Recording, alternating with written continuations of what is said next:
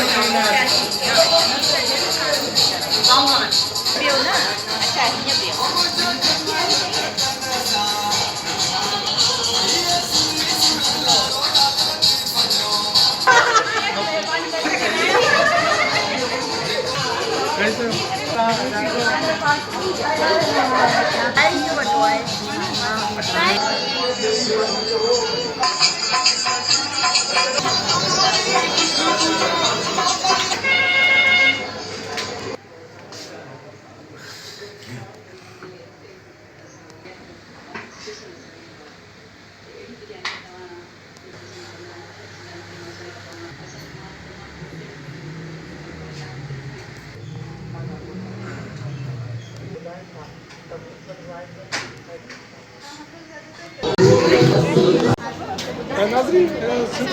सकाफ़त सॼे मुल्क में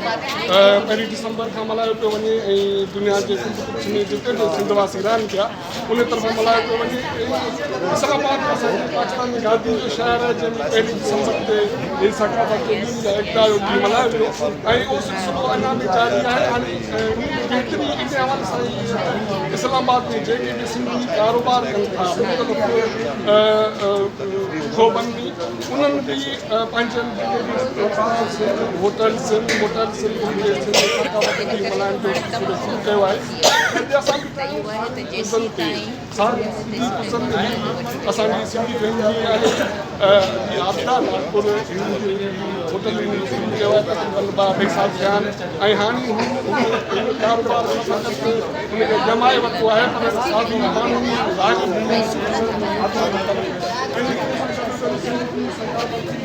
वग़ैरह स्टॉल लॻायो वियो आहे। मौसम फौजिया मौसम असां सां गॾु आहे ही बि हिते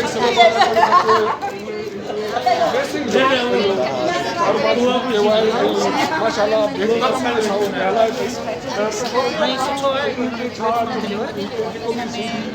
और ख़ासि करे ही कारोबार जे शोबे में आहिनि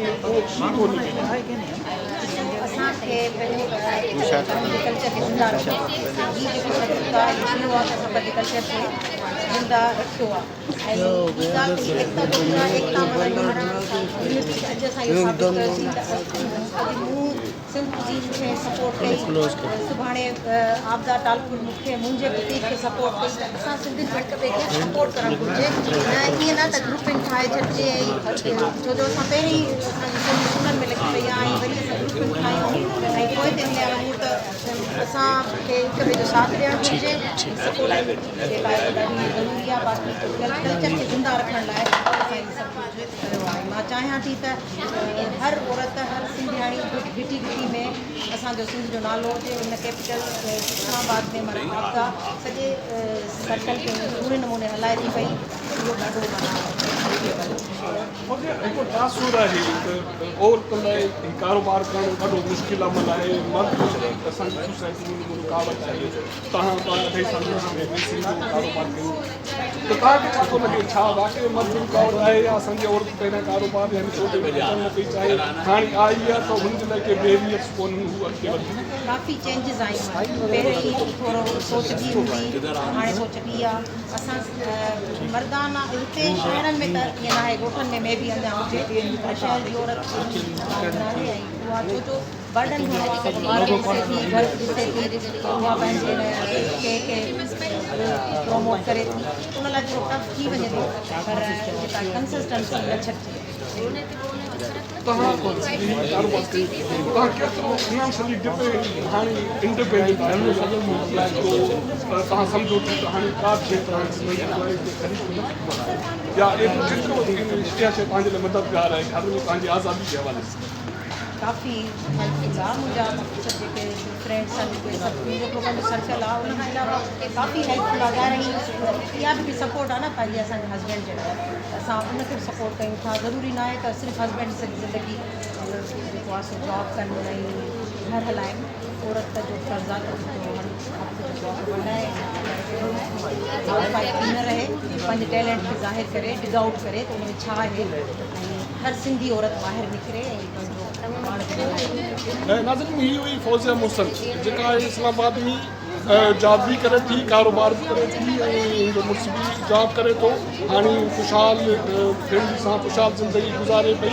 ऐं उनजो चवणु आहे त जेकॾहिं पंहिंजे कारोबार शुरू कनि ऐं पंहिंजे पेरनि ते बीहनि त उहो न फ़क़ति हुननि लाइ पर हुननि जे ख़ानदान हुननि जे मुड़ुस लाइ मददगार आहे वॾी मदद आहे असां सारनि सिंधी कुर्सन ते बीठा आहियूं ऐं सिंधी सकाफ़त जो बि ॾियारो मल्हायो पियो वञे ऐं मां पहिरियों ज़िक्र करे चुको आहे त इस्लामाबाद में मुख़्तलिफ़ जायुनि ते मुख़्तलिफ़ कारोबार कंदड़ सिंधी जेके आहिनि उहो सिंधी सकाफ़त जो ॾियारो आहे मुख़्तलिफ़ मौक़नि ते मुख़्तलिफ़ ॾींहंनि ते मल्हाइण जो उनजो सिलसिलो जारी आहे असां सां गॾु आहे आबदा तालपुर असांजी मुंहिंजे ख़्याल में असांजे लाइ असांजी सिंधी औरत लाइ हिकु मिसाल आहे त हुन इस्लामाबाद में हिकु पंहिंजे कारोबार जो सिलसिलो शुरू कयो अॼु उहा उनखे मुस्तहकम करे चुकी आहे पंहिंजे पेरनि ते बीह चुकी आहे ऐं उन सिंधी सारी सिंधी गुज़र तरफ़ां अॼु सिंधी सकाफ़त जो ॾियारो मल्हायो पियो वञे असां अॼु आबदा तालपुर खां हुनजे कारोबार हुनजे जेका हीअ जुस्तजू आहे उन बाबति छा कंदासीं अॼु तव्हांखे कीअं लॻो माना इहो आइडिया कीअं ख़्यालु थिए पंहिंजो कारोबार कजे पंहिंजे पेरनि ते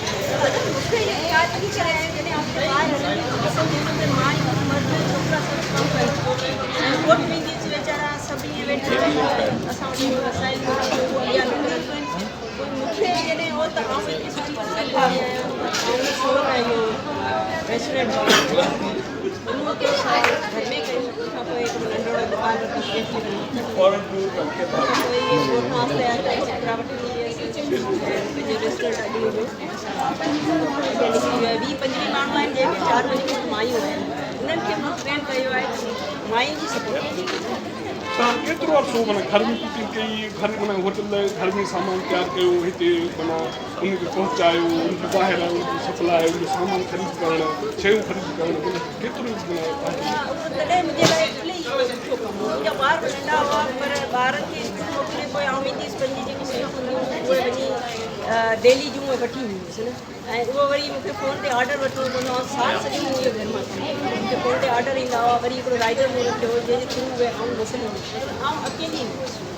सिर्फ़ु राइडर हो जेको मूंखे ऑडर डिलीवर करे सप्लाई सॼी आउं ही असांजी सोसाइटी में हिकु तासुर आहे त ही बदन सोसाइटी आहे उन औरतुनि लाइ कारोबार करण छा पर काफ़ी शयूं रुकावट आहे त तव्हां ही कमु कयो आहे पंहिंजे पेरनि ते कारोबार करण तव्हांखे कीअं लॻो त जॾहिं माण्हू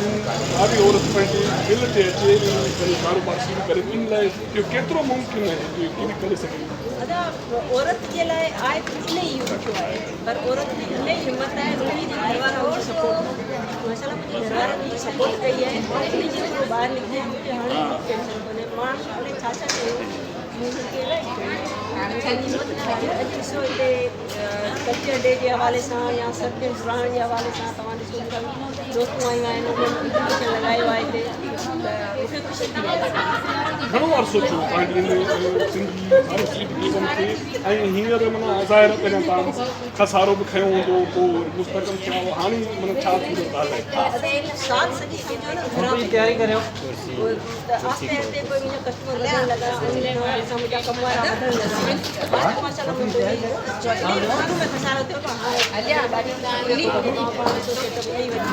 बार बार लॻनि कस्टमर अचनि था ॿाहिरि वेहनि था हेठि बि मुंहिंजो हाल सुठो ठही वियो बराबरि रुगो सिंधी माण्हू अचे थो माना खाइण जो ज़ाहिर आहे तव्हांजे सिंधी खाधनि जे हवाले सां मशहूरु आहे सिंधी खाधा हिते प्योर मिलनि था रुगो सिंधी फैमिलीज़ अचनि थियूं या हितां जो माण्हू राॻ थिए थो सिंधी माना जेको असां वटि माना ॿिए हिते को तस्वुरु कोन्हे फिश ग्रेवी बि ठाहिण असां ॿिए हंधि किथे सिंध में सवाइ का रिवायत कोन्हे इहे शयूं बि इंट्रोड्यूस कयल आहियूं त माण्हू उनखे कीअं थो लॻे हिते जो माण्हू अच्छा हिते जे माण्हू न हिते जा लोकल ॿिया माण्हू हिते ईंदा आहिनि सिंधी त कुझु आहिनि फैमिलियूं जेके ईंदियूं आहिनि जिन्हनि खे ख़बर आहे ऐं ॿिया बि जेके सिंधी आहिनि ईंदा आहिनि पर हिते ॿिया माण्हू बि इन्हनि फूड खे इलाही पसंदि कंदा आहिनि त छो त हिते सभु डीप फ्राइड फूड खाइनि पंहिंजो मच्छी जो जेको रस वारो गुड़ आहे ऐं मच्छी जी कढ़ाई आहे बारबीक्यू आहे इहे सभु असां खाईंदा आहियूं बेहे पाव वठी ईंदी आहियां उहे बि माण्हू अचनि था ऐं इलाही पसंदि कंदा आहिनि साग वग़ैरह पली वग़ैरह अहिड़ियूं शयूं जेके सिंध में साग खाईंदा आहियूं उनजो बि उनजी राय हा साग जेके मूंखे सिंधी पंहिंजा जेके आहिनि जेके ऑर्डर जेके शयूं ॾियनि था मां उहे कंदी आहियां ऐं तक़रीबन छंछरु राति ते मूं वटि बेह ताहिरी साग मच्छी चांवर जी मानी जी टोटली शयूं नाज़रीन हीअ अभी आपदा तालपुर सारे सिंधी कुज़न इस्लामाबाद में हलाए पई हुनजो डुबल बाबू आहे जेकॾहिं महिनत कजे पेरनि ते बीहे ऐं हिकिड़ी विल हुजे त माण्हू औरत हुजे मर्द हुजे पोइ पंहिंजी जेका टारगेट आहे अचीव करे सघे थी हाणे हू चए थी त खसारो खयूं मुश्किलातूं ॾिठियूं त हाणे पंहिंजे पेरनि ते बीही रही आहे ऐं हू 25 खां 30 मुलाज़िमनि जेके कमु कनि था उनजी रोज़ी रोटी लॻी पई आहे ऐं हू पाण मसरूफ़ आहे ऐं फिनेंशियली त थियणु ईअं घुरिजे त जेकॾहिं माण्हू पंहिंजी दिलि ते अचे ऐं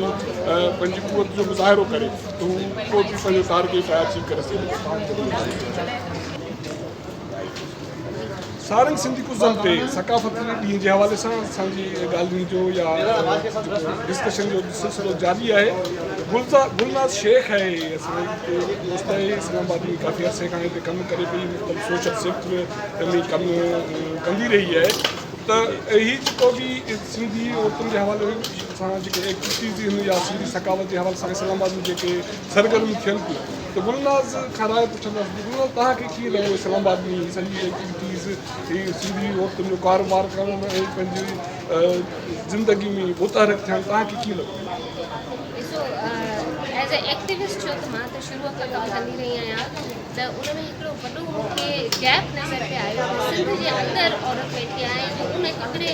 नंढड़े दाइरे जे अंदरि जेको आहे उहो जेतिरो करे सघे पई ओतिरो उहो करे पई पर हीअ तमामु वॾो ब्रेक थ्रू आहे जेको हू सिंध जे खां टिपी ॿिए हंधि आई आहे ॿिए शहरनि में न त मर्दनि लाइ बि ईअं हूंदो हो इस्लामाबाद को अचणु ईअं हूंदो हो जीअं को विलायत अची वियल आहे पर अॼु न सिर्फ़ु असांजो तमामु घणियूं फैमिलीज़ इस्लामाबाद में वसनि थियूं पर पंहिंजे पूरे जोश सां हिते पंहिंजा कारोबार पंहिंजो नौकरियूं पंहिंजे एक्टिविज़म सभु कुझु कनि पियूं ऐं उन में ख़ासि तौर ते जेका औरत एम्पावर थी आहे जेका औरत जंहिं तरीक़े सां पंहिंजे पाण खे मञराए पई सिंध खां ॿाहिरि उहा तमामु माना उनखे एप्रिशिएट करणु जहिड़ी ॻाल्हि आहे तव्हां ॾिसो त हिते सिंधी औरतूं रेस्टोरेंट्स में ईंदियूं आहिनि तव्हां हिकिड़े रेस्टोरेंट ते पाण हिते बीठा आहियूं हिकिड़ो रेस्टोरेंट हींअर इनोग्रेट थियो आहे असांजी बिरवाणीअ उनखे ठाहियो आहे ऐं उहा उनखे हलाए पई उन खां अलावा तव्हां ॾिसो पिया ड्रेसिस जे हवाले सां ऐं सुठी ॻाल्हि इहा आहे त उन्हनि जेको पंहिंजो मीडियम खयो आहे उहो पंहिंजो सिंध खे ई खयो आहे छोकी सिंध कल्चरली एॾी रिच आहे जो उन जो तव्हां केतिरो बि उनखे वाखाण करियो उहो घटि आहे माण्हुनि खे ॾाढो उनजा शयूं पसंदि अचनि थियूं अजरक माण्हुनि खे एॾो फैसिनेट करे थी ऐं जॾहिं उनखे कारोबार जी शेप में खणी आया आहिनि त औरतूं न सिर्फ़ु सोशली एम्पावर थियूं आहिनि पर इकोनॉमिकली उहो पंहिंजे पाण खे एम्पावर